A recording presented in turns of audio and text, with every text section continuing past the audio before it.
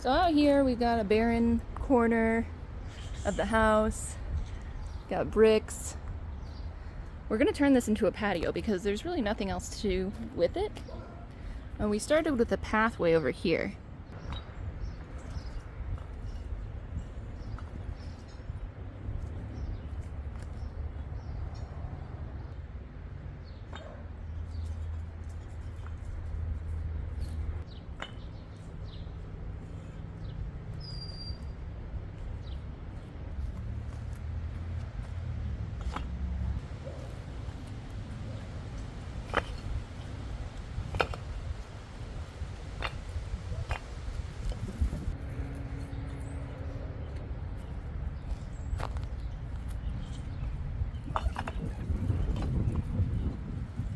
I think the worst part about starting a new project is the 100 little projects you have to start and finish before you can do the big one. So I'm gonna do 2 of them first before I can even start on the patio. Let me explain. So this is where the patio is gonna be. We've done some tilling, and then there's a window. So somebody in the past had put a big concrete slab in front of this window. I don't know why they didn't just block it up in the first place. That would have been the smart thing to do, because all it did was trap dirt and leaves and other debris. As you can see, we need to blow this stuff out of there. The other thing it did was trap water. So this is a sill plate from down here, completely rotten. So if we weren't doing a patio, I would just put in a window well and replace whatever's rotting down there. But since this is the perfect spot for a patio, window's gotta go. And it's fine. It's already blocked up. There's glass in there, but there's a piece of plywood on the other side. It doesn't let any light in. And around the corner, there is a functional window. So the basement has enough windows. There's one in each corner. It's good. It's fine. We don't need this. So what I'm gonna do, I measured it, and I think I have the materials I need. I'm going to tear out all the wood that's there, take the window out completely, just leave it a hole, and then I'm gonna brick it up. Not with bricks.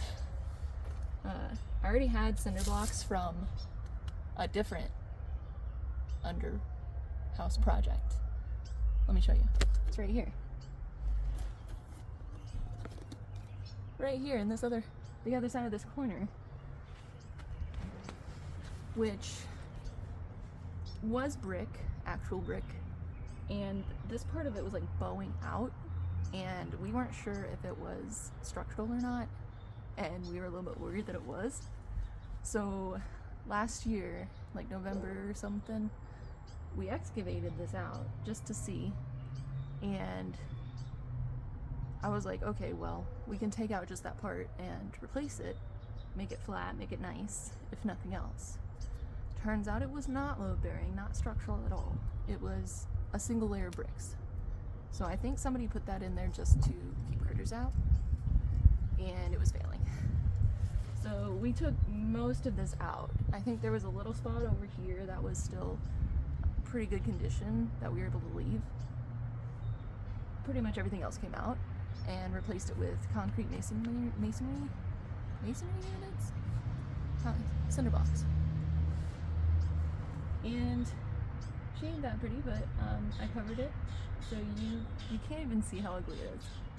And it will be, covered better later, so. This is what I'm gonna do, essentially. I think I should be able to fit 2 rows of cinder blocks, and then one in like 2/3 side by side. And I'll stagger the joints, don't worry. And this works out really well, because the other thing I have to do before I can put this patio in is I want to run PVC pipe from this opening underground and across to the middle of the garden. We have a few different cameras around the house, security cameras, but the side yard is a dead spot. We don't have any good views over there because there isn't really anywhere good to put a camera on that side of the house that would be easy to install and have good views. So it's a blind spot. And I thought, okay, well, we can just do it this way. I can build like a pergola or a trellis or something in the middle of the garden area, and it will point straight down that side yard. But we have to run a line for it. The cameras that we have are wired, so you gotta get a wire out there somehow. I'm gonna use PVC pipe. I happen to have some already, so this is really cost effective here. So I have some pieces. It's not gonna go all the way right now with what I have, but I'll get a feel for where it will be. 27? 27. This is actually just under 16. It's like 15, between 1/2 and 5/8. I'm gonna take off a little bit more than 11. So, score.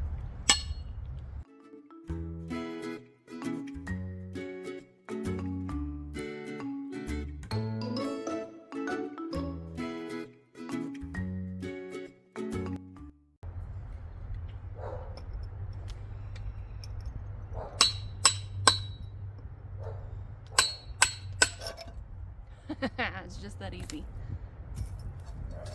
I mean, it's not perfect, obviously, but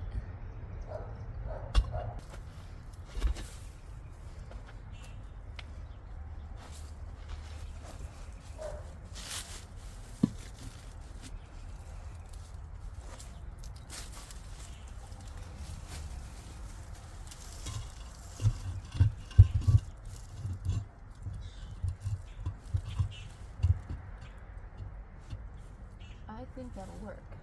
So the other part, and why I have to do these in tandem, is because the PVC is going into what will be the void. And I want to make sure that I cut out a little spot in this for that. Need to know where I'm going to put it. So the other thing is that I'm not sure what a 45-degree angle from here looks like. And I do have the edge of the driveway over here that I want to avoid. So I want this to be exactly straight out. Okay. That's pretty good. If my trench is big enough, it won't matter too much if it's off a little bit one way or the other. Let's see, I've got it running that way and then over into the garden straight towards that bed. I'm gonna have a trellis go from that square bed to that square bed. So I should just be able to go a little bit further out than where it is because it's not going in that far. But again, big enough trench. I'm gonna dig out my trench. I have a trench. I have a partial trench. It goes 2/3, maybe halfway. I don't have enough pipe to go all the way, and I don't have to because I don't have a trellis built yet. So what I'm gonna do is put the cap. I've got a cap. I'm gonna cap off the end by the window so that it doesn't get any dirt in it.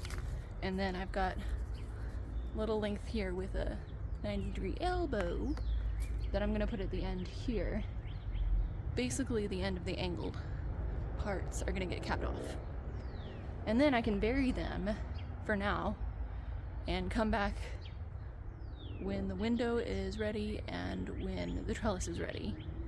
Separate times, I'm sure.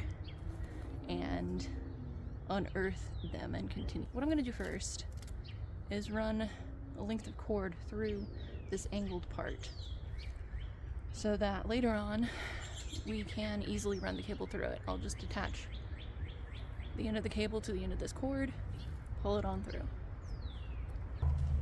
So since this joint is definitely going to stay here no matter what, I'm going to glue it all together.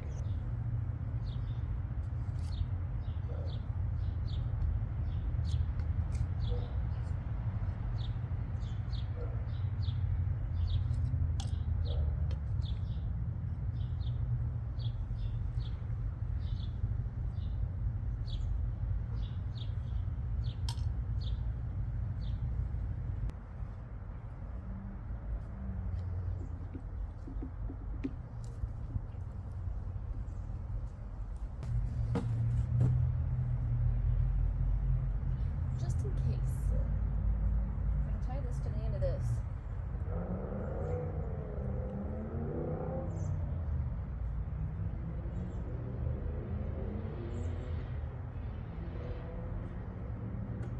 Okay, won't fly in there. So to recap, this line is getting buried from there to there. This is going to stick up out of the ground so that I know where the end is.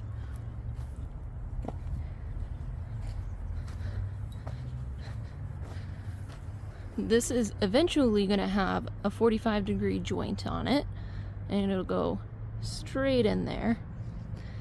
And neither of the end joints are glued yet. They will be eventually. Only the middle joint is glued right now.